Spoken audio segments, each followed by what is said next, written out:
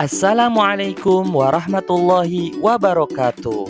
Perkenalkan, nama saya Muhammad Merli Hegar Mansurodin. Saya bertugas di SMA Negeri 2 Cilengsi, Kabupaten Bogor, Jawa Barat. Saya adalah calon guru penggerak angkatan 9 dari Balai Besar Guru Penggerak Provinsi Jawa Barat. Pada kesempatan kali ini saya akan menyampaikan kesimpulan dan refleksi pemikiran Ki Hajar Dewantara mengenai pendidikan nasional. Setelah saya melaksanakan pembelajaran yang telah dikembangkan pada fase ruang kolaborasi, refleksi terbimbing, demonstrasi kontekstual, dan elaborasi pemahaman, dapat ditarik beberapa kesimpulan. Yang pertama, Ki Hajar Dewantara membedakan kata pendidikan dan pengajaran dalam memahami arti dan tujuan pendidikan. Pengajaran merupakan proses pendidikan dalam memberi ilmu atau berfaedah untuk kecakapan hidup anak secara lahir dan batin.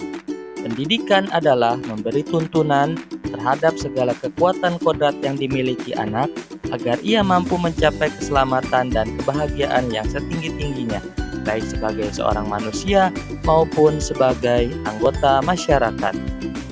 Kesimpulan pembelajaran yang kedua, pendidik itu hanya dapat menuntun tumbuh atau hidupnya kekuatan kodrat yang ada pada anak-anak agar dapat memperbaiki lakunya, hidup dan tumbuhnya kekuatan kodrat anak. Anak-anak itu bagaikan bulir-bulir jagung yang ditanam.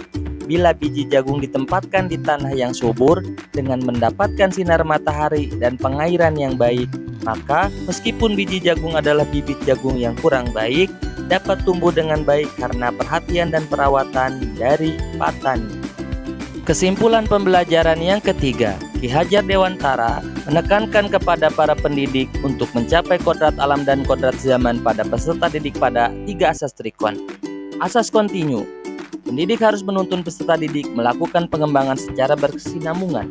Asas konvergen, pendidik harus menuntun peserta didik dalam memilih berbagai sumber belajar disesuaikan dengan bakat dan potensi anak. Asas konsentris, pendidik harus menuntun ke peserta didik dengan berdasarkan pada kepribadian, karakter, dan budaya kita sendiri. Kesimpulan pembelajaran yang keempat, menurut Ki Hajar Dewantara, budi pekerti atau watak atau karakter merupakan perpaduan antara gerak pikiran, perasaan, dan kehendak atau kemauan sehingga menimbulkan tenaga. Budi pekerti juga dapat diartikan sebagai perpaduan antara cipta, karsa, sehingga menciptakan karya. Orang yang mempunyai kecerdasan budi pekerti akan senantiasa memikirkan dan merasakan serta memakai ukuran, timbangan, dan dasar-dasar yang pasti dan tetap. Kemudian setelah saya mempelajari modul tersebut dan mengambil beberapa kesimpulan, ada beberapa pertanyaan refleksi yang harus saya jawab. Yang pertama, apa yang Anda percaya tentang murid dan pembelajaran di kelas sebelum Anda mempelajari modul ini? Sebelum saya mempelajari modul ini, saya mempraktekkan pembelajaran berpusat pada pendidik, bukan pada peserta didik, sehingga peserta didik terkesan kurang aktif. Kemudian, peserta didik juga harus memahami materi yang diberikan oleh pendidik dan mencapai kriteria ketuntasan. Kemudian, peserta didik tidak bisa eksplorasi pemahaman karena hanya mendengarkan penjelasan materi dari pendidik. Kemudian, pertanyaan refleksi yang kedua, apa yang berubah dari pemikiran atau perilaku Anda setelah mempelajari modul ini?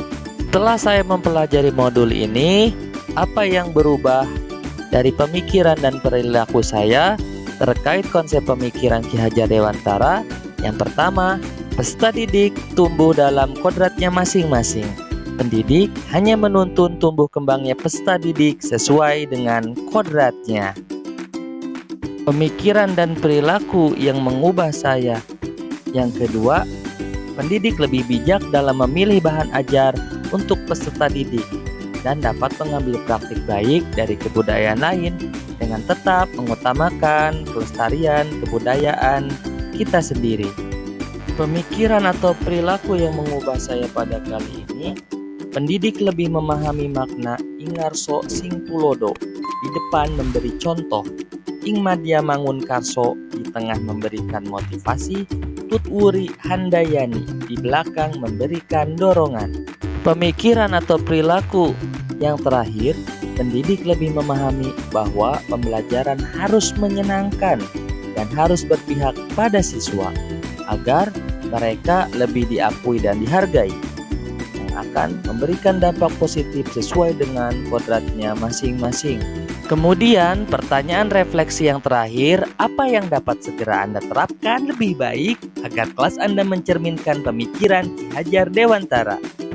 Setelah saya mempelajari modul ini, saya akan menerapkan pembelajaran yang berpihak pada peserta didik dan menciptakan lingkungan belajar yang menyenangkan, memperhatikan kebutuhan, minat, dan potensi individu setiap peserta didik. Mungkin itu yang bisa dapat saya sampaikan, kurang lebihnya mohon maaf. Terima kasih, sampai jumpa lagi. Wassalamualaikum warahmatullahi wabarakatuh. Salam guru penggerak, tergerak, bergerak, dan menggerakkan.